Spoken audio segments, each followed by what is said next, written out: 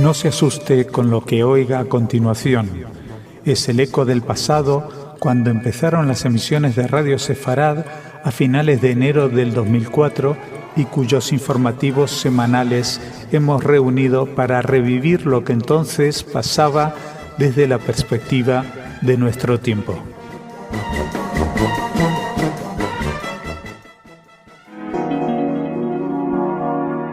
En Radio Sefarad, noticias.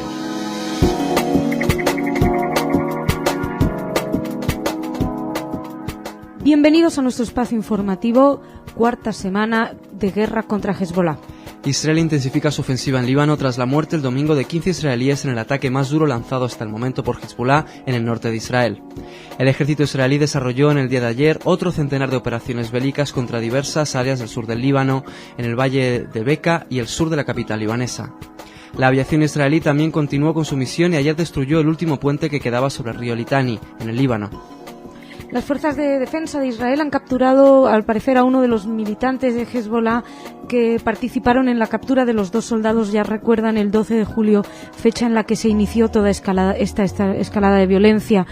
Además, en la otra frontera, con Palestina, hay que decir que el ejército arrestó a un parlamentario de Hamas en Ramallah, a Fader Salah, de 52 años, diputado de Hamas en el Congreso Legislativo palestino, y antes de ayer, en una operación muy similar, habían arrestado al presidente del Parlamento palestino, Aziz Dweik, también de Hamas. En total, según decía el diario Haaretz, ayer Israel tendría bajo arresto a 33 miembros de Hamas. El caso es que volvemos a lo que sucede en Líbano y no se crean que se dejan desalentar fácilmente. La diplomacia lo sigue intentando.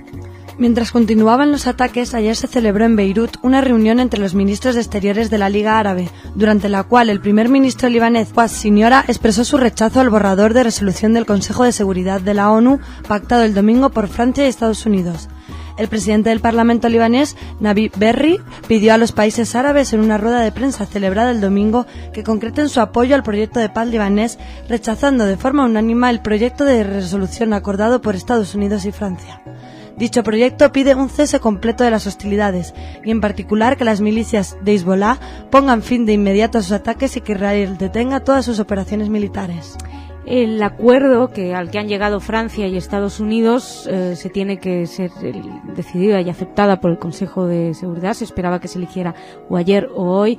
El caso es que no tiene, evidentemente, el apoyo de todo el mundo y Siniora está intentando convencer a los países de la Liga Árabe de que este texto no satisface sus expectativas porque permite a Israel mantener las tropas en territorio libanés. Lo cierto es que ese acuerdo exigiría que Hezbollah cesara el fuego, pero que si Hezbollah sigue atacando, Israel podría defenderse de esos ataques, defenderse legítimamente. La misma postura, tampoco les ha gustado este acuerdo a Irán y a Siria, actores clave en este conflicto. Según la televisión libanesa, el jefe de la diplomacia saudí, Saud al-Faisal, tiene previsto convocar una cumbre en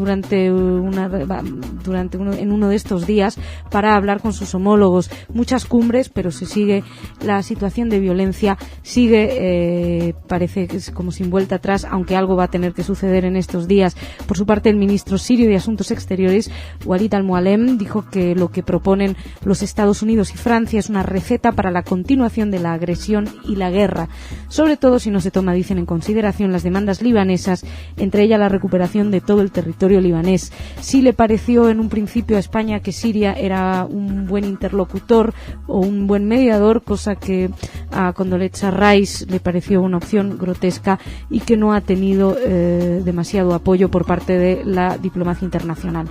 Seguimos, si han estado ustedes atentos el fin de semana a Radio Sefarad, sabrán que hay problemas entre Israel y Venezuela. El gobierno israelí se declaró ayer preocupado por el retiro del encargado de negocios de Venezuela en Israel, anunciado por el presidente Hugo Chávez, en repudio a lo que llamó el genocidio de Israel en el Líbano y los territorios palestinos. Por su parte, y en declaraciones a la cadena televisiva CNN, el asesor para América Latina de la Cancillería israelí, Mijael Eligan, afirmó que Israel no tiene aún una decisión tomada sobre el camino a seguir en este tema, pero anticipó que siempre valora las buenas relaciones históricas con el pueblo venezolano. El gobierno israelí mostró también disgusto por las relaciones plenas de Venezuela con Irán. Según parece ser, según informó Mark Regev, Israel que es portavoz de Relaciones Exteriores israelí, Israel está preocupado y estudiando el mejor modo de responder al anuncio venezolano. Hugo Chávez ya tiene un programa de televisión que es Aló Presidente y reiteró sus declaraciones este domingo en el que decía que Israel ha enloquecido y al atacar al Líbano actúa como instrumento imperial de los Estados Unidos. De todos modos, si están interesados en este tema, les remito al de actualidad que se pudo escuchar el fin de semana, el 5 de agosto, en el cual 5-6, en el cual Freddy Presner, presidente de la Federación de Comunidades Israelitas de Venezuela, daba su opinión y nos explicaba un poco la situación de la comunidad en Venezuela ante la situación. Seguimos, vamos a dejar ya la guerra un poquito de lado, si me lo permiten, vamos a hablar de cultura, vamos a hablar de recuperación. Este viernes comenzó la 4ª edición de un evento cultural que se enmarca dentro de un proyecto global de recuperación del patrimonio y la herencia judías en un castillo, que incluye actuaciones de rehabilitación arquitectónica, publicación de folletos y estudios monográficos y también actividades de difusión y promoción. Las jornadas comenzaron con la inauguración a cargo del alcalde de un castillo, José Luis Avenia, quien manifestó su apoyo decidido al proyecto de recuperación del patrimonio judío de la localidad, emprendido por la Fundación Un Castillo. José Francisco García, director de la Fundación y gerente del Patronato de Turismo de la Diputación de Zaragoza, resumió las actuaciones del proyecto integral de puesta en valor del patrimonio judío de la localidad. Y entre ellas están la rehabilitación de un pequeño inmueble adquirido por la Fundación, que conserva restos arquitectónicos que pueden ser medievales, y también la rehabilitación y musealización de una casa propiedad del Ayuntamiento y que va a albergar el espacio temático llamado La vida y la muerte en la cultura judía, que está ahora todavía en fase de redacción y de restauración del proyecto. También el director de la Fundación valoró las posibilidades de futuro que se pueden conseguir con el proyecto y que supondría además una nueva atracción cultural y turística para el municipio.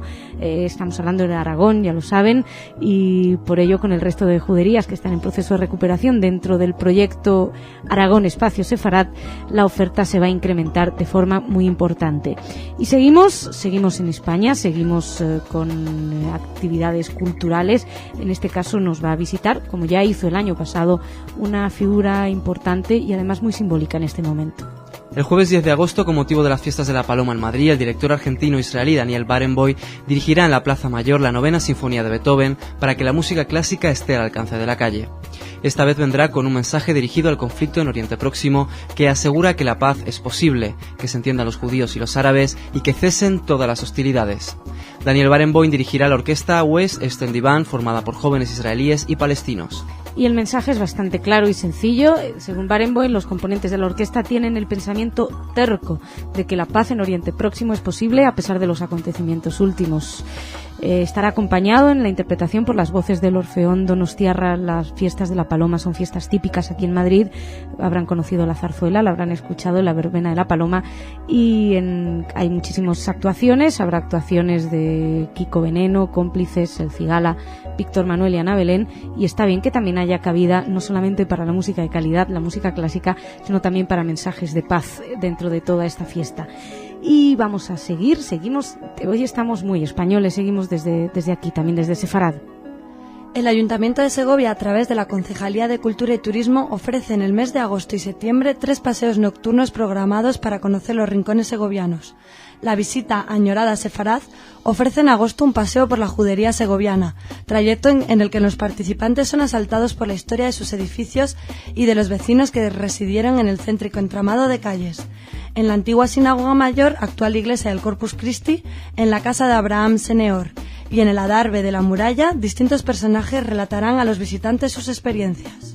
Y las preguntas que se le plantean a todos es cuáles sean las preocupaciones de los vecinos segovianos hace siglos. ¿Qué sintieron los judíos cuando fueron expulsados de España por la católica, Isabel la Católica, que es capaz de transmitir el olor en el patio de la casa de Antonio Machado? Estas preguntas, dejarán de cuestionárselas, según dicen los organizadores, de aquellos que participen en los paseos nocturnos programados por el Ayuntamiento a través de la Concejalía. Fuentes del Centro de Recepción de Visitantes ya han apuntado que algunas de las visitas ya están cerradas porque hay una gran demanda y expectación. Así que si alguien está interesado, apúrese ya para informarse. Y vamos a ir terminando, y espero que me disculpen, pero vamos a terminar con algo absolutamente intrascendente, pero en estos días un poquito de intrascendencia viene bien.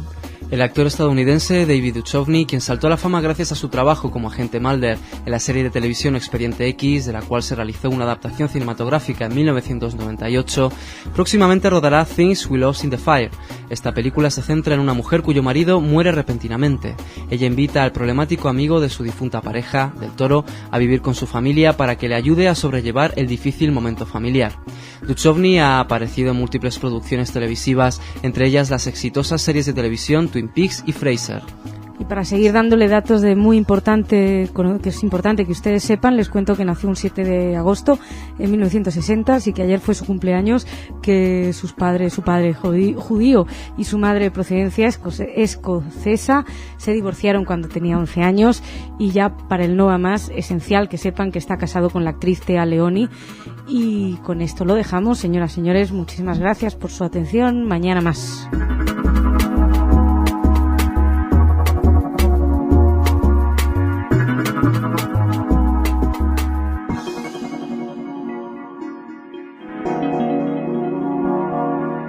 En Radio Sefarad, noticias.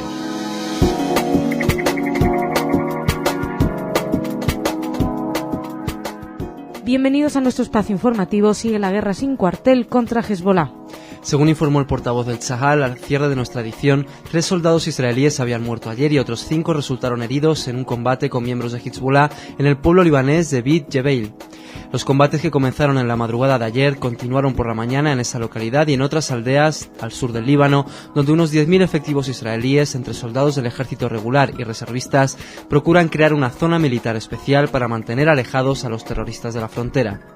El Gabinete de Seguridad de Israel tiene previsto reunirse hoy para estudiar nuevos planes de las Fuerzas Armadas destinados a una campaña militar masiva contra la milicia chií en el sur del Líbano para impedir de forma permanente los ataques de Hezbollah contra la población de Israel.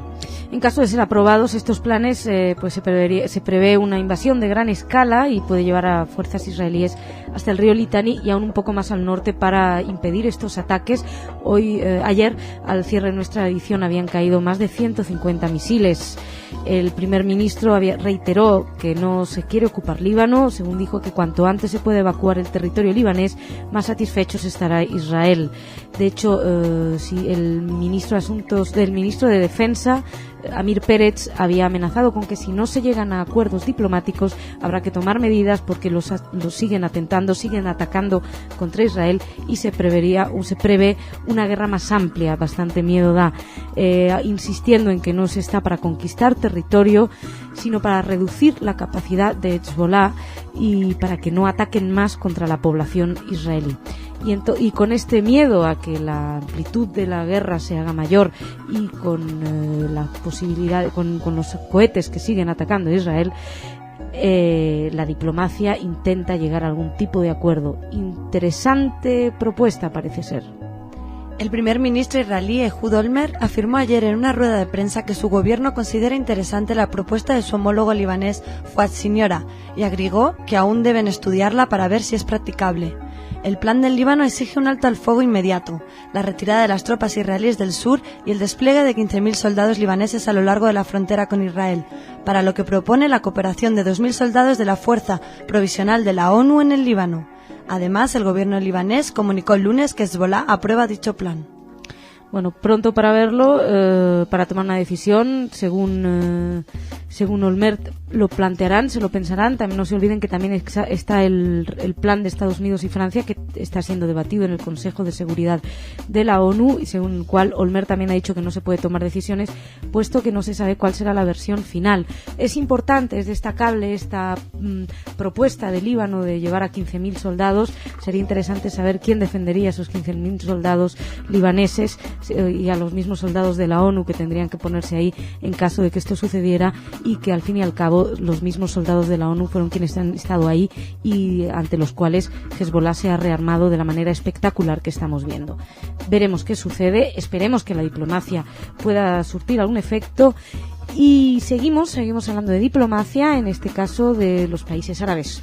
Los 22 países de la Liga Árabe que se reunieron el lunes en Beirut acordaron ejercer toda su presión para intentar enmendar el proyecto de resolución de alto el fuego presentado por Estados Unidos y Francia al Consejo de Seguridad de la ONU y amoldarlo a las exigencias libanesas. Con este objetivo partieron de inmediato rumbo a Nueva York el secretario general de la organización panárabe, Amro Moussa, acompañado por los ministros de Asuntos Exteriores de Qatar y Emiratos Árabes Unidos, países que tienen grandes inversiones económicas en Europa y América del Norte. Según comunicó el secretario general adjunto de la Liga Árabe para Asuntos Políticos, Ahmed Ben Haili, en unas declaraciones a la agencia egipcia de noticias MENA, el ministro saudí de Exteriores, Saud Al-Faisal, pidió en la reunión que se celebre un encuentro extraordinario el próximo lunes en Beirut. Y la petición de Faisal fue apoyada por varios países, incluido Egipto y Argelia, y los demás socios también han sido invitados, aunque aún no han confirmado su asistencia. El jefe del gobierno libanés, Siniora, Faouk Siniora, abrió la sesión con un discurso público en el que denunció la muerte de 40 personas en un ataque israelí contra un pueblo fronterizo libanés, y acusó a Israel de perpetrar terrorismo de Estado. Poco después fue aplaudido por los miembros que estaban ahí presentes y se desplomó. No pudo contener las lágrimas frente a cientos de cámaras. El caso es que poco después, en la rueda de prensa posterior al encuentro, Faouk Siniora dijo que se había equivocado, que no eran 40 los muertos, sino simplemente una persona murió, ya es demasiado, en Hula, y 65 personas fueron rescatadas vivas entre los escombros. Sin embargo, Siniora insistió en que Israel practica terrorismo de Estado, según dijo, al asesinar mujeres y niños. Y repercusiones, seguimos hablando de la guerra, pero con sus repercusiones a lo largo del mundo, y que le da alas a los antisemitas para que aparezcan y campen a sus anchas. La Federación Israelí del Estado de Sao Paulo organizó un acto el domingo por la paz en Israel y para condenar el ataque de un grupo de manifestantes que lanzaron rocas y cócteles molotov contra una sinagoga de Campinas en la madrugada del sábado. Según informaron las autoridades, los atacantes causaron daños menores en la sinagoga y un pequeño incendio que fue contenido por varios transeúntes antes de llegar los servicios de socorro, pero nadie resultó herido. El director de la Sociedad Israelí de Sao Paulo, Alberto Lieberman, dijo a los periodistas que se trató de un atentado, un ataque político antisemita y un acto discriminatorio, de puro racismo contra su comunidad. Y según algunos testigos, 6 hombres pintaron en la acera enfrente al templo una inscripción en la que se puede leer, o se podía leer, porque supongo que lo habrán borrado: Líbano, el verdadero holocausto. Ya saben que el holocausto sirve a todo el mundo para comparar cualquier cosa y hacer cualquier tipo de comparaciones. Seguimos, hay más repercusiones de otro tipo, entramos en deporte, aunque en el fondo seguimos hablando de la guerra. La Asociación de Tenis de Israel canceló el domingo por motivos de seguridad el torneo femenino de tenis abierto ANDA, programado entre el 16 y el 22 de octubre en la ciudad de Tel Aviv. La asociación explicó que la decisión de cancelar el abierto fue tomada después de que el presidente ejecutivo de la Asociación Mundial de Tenis, Larry Scott, les escribiera informándoles de que el evento no debería llevarse a cabo bajo las actuales circunstancias. El torneo estaba destinado a ser el de más alto nivel en Israel y en él se pensaban repartir $145.000 en premios. Al parecer, la decisión de no realizar el torneo fue tomada después de muchísimas deliberaciones, y fue una decisión conjunta de la Federación Internacional de Tenis, del Abierto ANDA y de la Asociación de Tenis de Israel. La situación en Oriente Medio, explicaron, no ofrece el nivel de seguridad requerido y no se puede llevar adelante el torneo en octubre.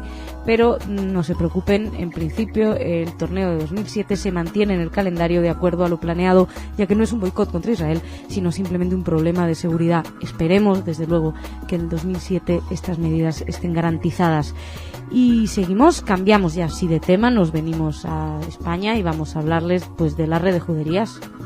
La Red de Juderías de España organiza hasta el 31 de agosto la exposición Esencia de Sefarad, que permanecerá en el auditorio de Oviedo hasta el 31 de agosto.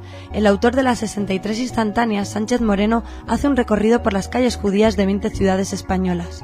Oviedo pertenece junto a otras 20 ciudades y pueblos españoles a esta asociación, cuyo objetivo es la defensa del patrimonio histórico, urbanístico, arquitectónico, artístico y cultural del legado sefardí.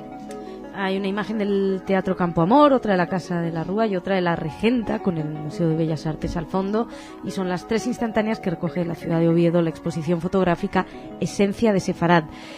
Sánchez Moreno dice que capta una visión de los lugares con una perspectiva diferente, y eso es lo que lo hace especialmente atractiva esta exposición. La muestra va a viajar durante 3 años por las ciudades de la red y saldrá después al extranjero, con lo cual los que nos escuchen afuera puede que tengan la posibilidad de verlo. Y seguimos, vamos a hablarles ahora mismo de pintura. Según anunció la casa de subastas Christie's, 4 o 5 de los óleos de Gustav Klimt que se encontraban en el centro de una disputa de restitución entre el gobierno austríaco y los herederos judíos de uno de los trabajos serán vendidos en los próximos meses por la sala. El presidente de Christie's, Mark Porter, informó que aún no han determinado si los 3 paisajes y el retrato evaluados en $100 millones serán subastados o vendidos de manera privada. Las pinturas se exhiben actualmente en el Museo de Arte Alemania Austríaco, Neue Galerie, en Nueva York, junto a uno de los trabajos más famosos de Klimt, un retrato de Adele Bloch-Bauer, esposa de un industrial judío de la industria azucarera, de 1907. Y cuadro que batió todos los récords hace unos meses y se convirtió en el cuadro por el que más dinero se ha pagado en la historia. El gobierno de Austria entregó en enero los trabajos de Klimt a Maria Atman, que es una sobrina de Bloch-Bauer, que vive en Los Ángeles, y a otros familiares tras una larga disputa, ya ven, una larga disputa de 7 años.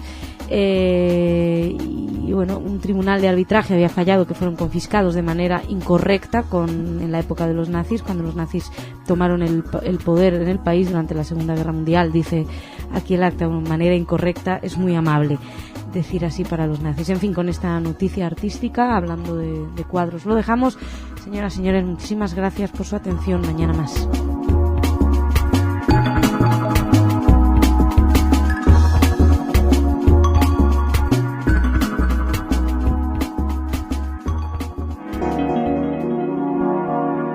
En Radio Sefarad, noticias.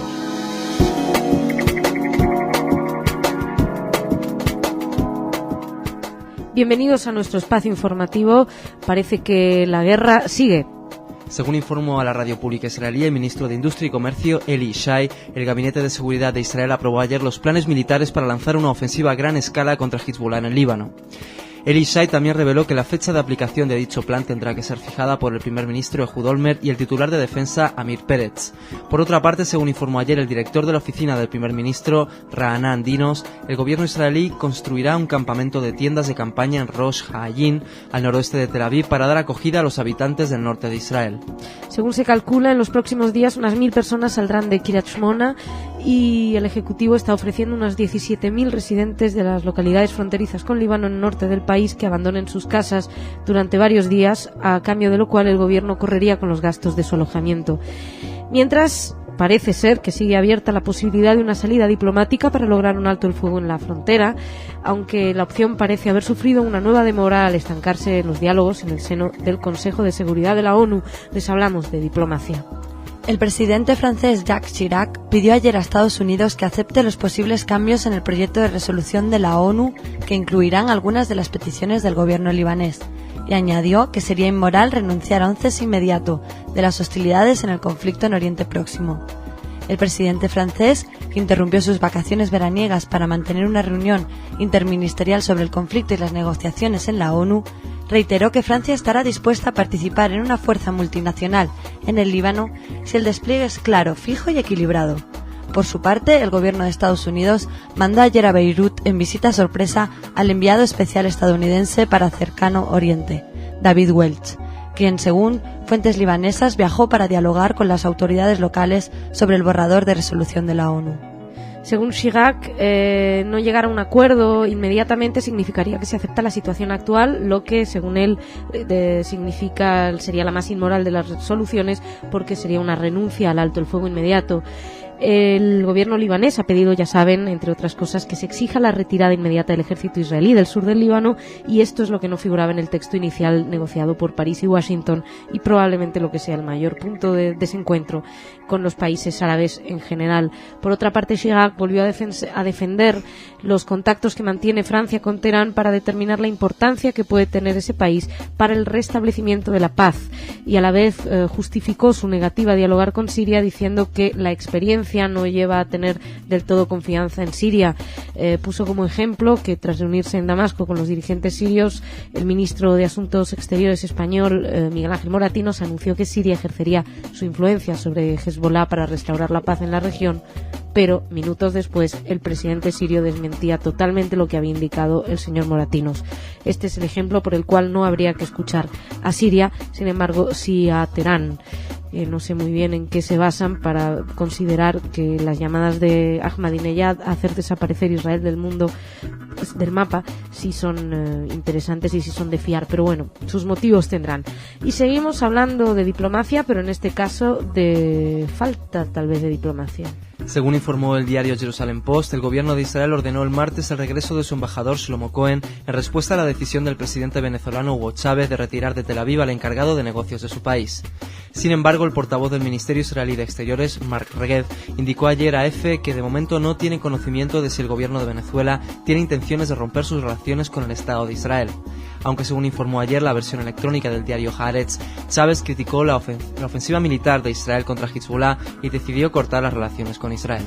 Pues para que se hagan una idea, el hecho de que Israel se defienda y de los ataques de Hezbollah significa para el presidente venezolano una injustificada agresión en el estilo de Adolf Hitler. Bueno, fuentes del Ministerio de Asuntos Exteriores, a cargo de la ministra Tzipi Livni, definieron las declaraciones de Chávez como una salvaje calumnia contra Israel. La comunidad judía en Venezuela, por su parte, expresó ayer su profundo pesar por las muertes de inocentes civiles en Líbano, pero también repudió la campaña antisemita que supuestamente desarrollan medios oficialistas venezolanos. La Confederación de Asociaciones Israelitas de Venezuela también expresó su consternación por la arbitraria parcialización de entes gubernamentales venezolanos hacia una de las partes del conflicto, y así lo hicieron saber en un comunicado publicado ayer en la prensa local. Lo que es cierto es que evidentemente pueden lamentar las muertes de inocentes en Líbano, pero de ahí a tildar la guerra de Israel contra el grupo terrorista Hezbollah de una injustificada agresión en el estilo de Adolf Hitler, pues hay una gran distancia. Seguimos hablando de la guerra, pero seguimos hablando en este caso de la guerra de imágenes. La agencia Reuters ha cortado su relación con el fotoperiodista Adnan Ag por manipular imágenes para perjudicar la imagen de los israelíes. De las 920 imágenes que Adnan Ag tenía en el servicio de la agencia, la fotografía que la delató mostraba un espeso humo negro elevándose sobre edificios de Beirut tras un ataque aéreo israelí. La trampa fue descubierta por varios bloggers que comenzaron a pasar pruebas por la red de que la imagen había sido cambiada con Photoshop, obligando a la prestigiosa agencia londinense a tomar medidas. Pues la foto fue publicada el sábado, que la agencia la suministró, también la publicó en su página de internet, y el mismo día empezó la polémica online. Muchos blogs, decenas, medios en todo el mundo empezaron a denunciar que esta foto había sido manipulada con el programa Photoshop para simular más humos. Les hemos hablado en un repaso a los medios anterior. El caso es que esto poco a poco se ha ido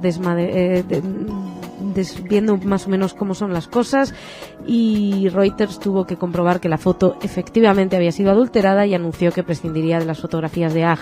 Mora Whittle, que es la jefa de relaciones públicas de la agencia, hizo una declaración muy escueta en la que decía el fotógrafo negó haber intentado manipular la imagen deliberadamente y argumentó que estaba tratando de remover marcas de polvo y que había cometido errores debido a las malas condiciones de iluminación en las que estaba trabajando. En fin, por lo pronto puede ser que hayan tenido muchas malas condiciones de iluminación en varias fotos, con lo cual están analizando todas las anteriores. También hay una de un avión que bombardea, que parece ser que le pone más bombas para que parezca más impactante. Este hombre, Adnan Ag, también fue fotógrafo, el que estaba detrás de muchas fotos de lo sucedido en Caná. Recuerdan con la muerte en un principio de 56 civiles, que luego fueron 28. Pero el caso es que hay varias fotos donde se repite una misma persona mostrando a los niños ante las cámaras, y parece ser que es un terrorista de Hezbollah que dio una entrevista a France 2, a la cadena francesa de televisión, como terrorista de Hezbollah. El caso es que muchas cosas más allá de las malas condiciones de iluminación podría haber detrás de estas fotos. Reuters ha tomado medidas. Y seguimos, vamos a cambiar de tema, vamos a hablarles de subastas y de textos repugnantes. El portal británico Sky News informa del descubrimiento de un documento que recibió el nombre de la Biblia de Hitler, un compendio de las normas y leyes que debían guiar el espíritu alemán bajo el nazismo. Dicha fuente comenta que la Biblia de Hitler fue impresa con más de 100.000 copias y repartida en más de 1.000 iglesias alemanas en 1941. El ejemplar que se encuentra en una iglesia de Hamburgo se considera como el único que perduró y se está estudiando la posibilidad de rematarlo en una subasta pública. De hecho, según las últimas investigaciones, las copias cayeron en manos de cristianos que las destruyeron. Este es el que mantiene, el único que se mantiene, y recibió el nombre de Alemanes con Dios. El cuerpo del texto enumera una serie de mandamientos, 12, y pues por ejemplo honrar al Führer, que es el amo, y mantener la sangre pura y el honor sagrado. Además se han excluido todas las palabras que pudieran tener resonancia de origen judío, pues se suprimían la palabra aleluya, etcétera. Bueno, no solamente eso, bueno, repugnante, se va a subastar. Estas cosas uno no se sabe, no sé, yo siempre tengo dudas si esto es subastable. Ok, en fin, seguimos, y si sale a la luz un texto repugnante, sale a la luz también en la misma época actitudes heroicas.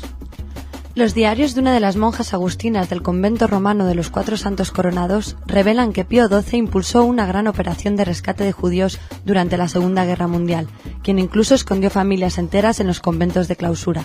El diario refleja que Pío XII dio instrucciones a la Madre Superiora para acoger fugitivos judíos, entre los que figuró Amalia Viterbo, sobrina judía de Palmiro Togliatti, uno de los líderes del Partido Comunista Italiano.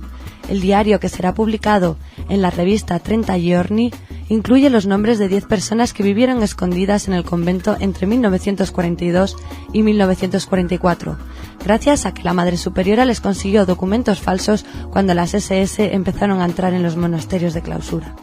El caso es que ya saben que Pío XII es una de las figuras más controvertidas de la historia. Por un lado, durante mucho tiempo se habló de que él había promovido una inmensa tarea de rescate y recibió el agradecimiento público de muchas personalidades y organizaciones judías cuando terminó la Segunda Guerra Mundial. Sin embargo, esta misma imagen fue oscurecida porque varios libros han presentado una imagen distorsionada, parece ser, según dicen, de la actuación del Papa, pero es verdad que la actitud del Papa Pío XII no ha quedado muy clara a lo largo de la historia, y hay muchas personas que dicen que si no se manifestó en contra del ejército nazi y de Hitler fue para evitar crear males mayores. Otra gente lamenta mucho el que justamente el Papa, el Vaticano, no hubiera alzado su voz contra los crímenes más grandes que había conocido la humanidad. El caso es que el Vaticano abrirá el próximo 18 de septiembre los archivos del pontificado de Pío XI, donde se incluye la etapa de Eugenio Pacelli, que fue futuro Pío XII como nuncio en Berlín. Y poco a poco, suponemos, la historia irá colocando a cada uno en su sitio y se sabrá quién salvó, quién fue héroe y quién cayó. Y vamos a ir terminando con música clásica. El primer cello de la Filarmónica de Israel y director israelí Misha Haran se presentará en el 5º concierto de la temporada internacional de la Orquesta Sinfónica de Chile, este viernes y sábado a las 19:30 horas en el Teatro Universidad de Chile. El programa musical comenzará con la obertura de Las Bodas de Fígaro de Mozart, para continuar con el concierto para violín y orquesta Opus 77 de Brahms, con la actuación del talentoso violinista nacional Marcelo González, concertino de los segundos violines de la Orquesta Sinfónica de Chile. La segunda parte contempla el estreno de la Sinfonía número 2 del compositor israelí Jan Freidlin, para cerrar con la Gimnopedia número 3 de Eric Satie. Y al parecer Misha Haran dijo que la Sinfonía número 2 de Freidlin, que estrena la Sinfónica de Chile, es una de las más hermosas, dice, y agregó que poco a poco sus obras se tocan en todo el mundo. Freidlin nació en 1944 en el sur de Siberia, en Chita. Actualmente es profesor de composición en la Universidad de Tel Aviv, en Israel, y además de la música sinfónica y de cámara, compone música para televisión, para teatro y para cine. Es una figura realmente importante de la música clásica contemporánea.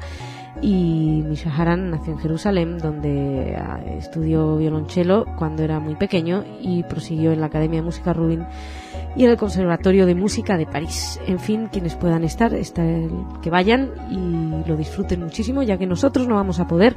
Señoras y señores, muchísimas gracias por su atención. Mañana más.